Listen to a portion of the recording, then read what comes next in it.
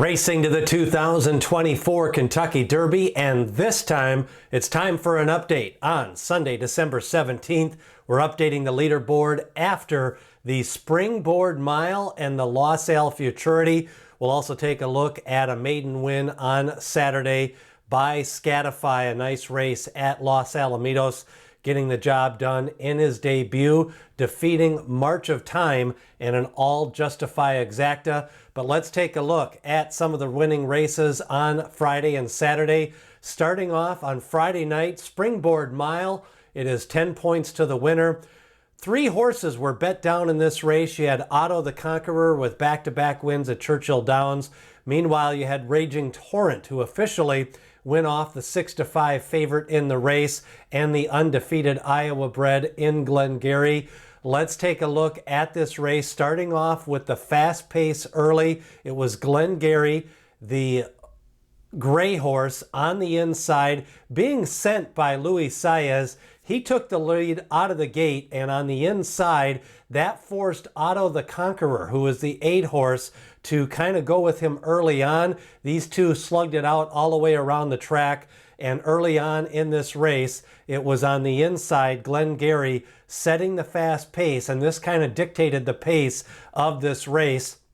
The raw fractions were 23-2, 46-2, 139.91 was the final time after they went 6 furlongs in 111.2. But those two going fast early, if you kind of look here at the middle of the race, they kind of opened it up. If Otto the Conqueror went with Glengarry early, Glengarry would have been on a 3, 4, 5 length lead. So it was a good move by Tyler Gaffleone to get involved in the race early on with Otto the Conqueror. Overall, the race shape in this race was fast early and slow late, and I think you'll see that in the Beyer speed figure.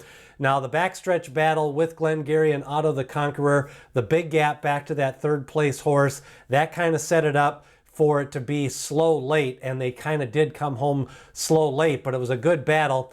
Otto the Conqueror battling with Glengarry all the way around the track. Steve Asmussen picks up his 7th Springboard Mile victory. Tyler Gaffleone, the winning jock. Let's pick it up down the stretch now. These two battling to the wire. It was Glengarry on the inside, Otto the Conqueror just on the outside of him. Now, officially, the track was listed as muddy, but there was really no moisture during the race card that evening. There was some rain and snow earlier in the day. It was 46 degrees, and Otto the Conqueror, Remington Park is one of the few tracks that weighs the horses, weighing in at 1,135 pounds. Now, the Beyer speed figure came back a 71, but again, I thought overall this was a strong race. They went at it early. These two battled at it down the backstretch. Then they had a stretch-long battle. When you go fast early, you're going to go a little bit slower later, and overall, the Beyer speed figure was a 71 for the Springboard Mile. Now we go to the Los Al Futurity, a 6-horse field. Wynstock, a 13-1 shot with Kyle Fry. Let's take a look at this early on. The difference was Wynstock was able to open up that lead early, kind of get a 1 to 2 length advantage, kind of slow down those fractions. He had a 1 length edge early on. And overall, this was a 6-horse field.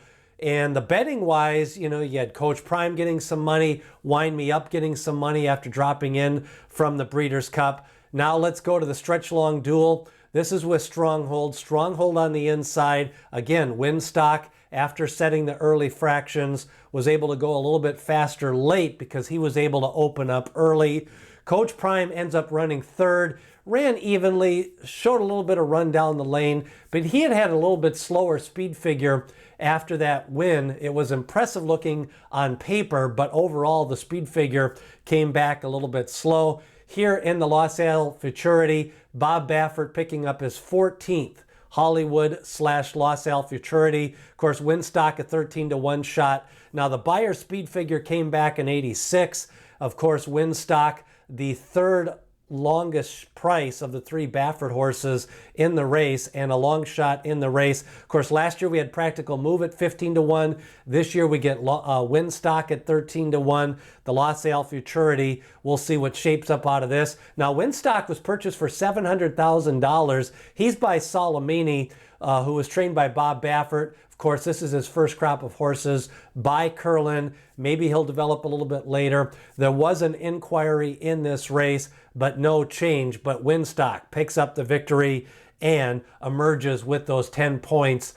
Stronghold picks up 5 points for running second, and Coach Prime 3 points for running third. Earlier in the Los Al card in race 7, we did have a maiden special weight race that may have produced some runners to watch in the races ahead. We had Scatify emerging with the victory. He was by Justify. What I like about this, it was a stretch-long battle again, March of Time, but those two opened up on the 3rd place horse. That's usually a sign of a strong maiden race. March of Time also by Justify, an all Justify exacta. Scatify, the winner. March of Time, trained by Bob Baffert, finishing second.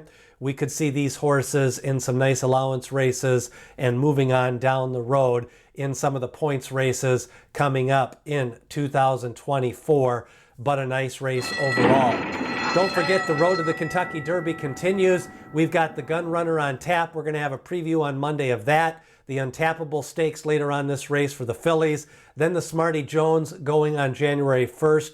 The Jerome Stakes kicks off the New York Road for 2024 on January 6th, and the Sham Stakes on January 7th back at Santa Anita as we start to get into the meat of the Kentucky Derby season.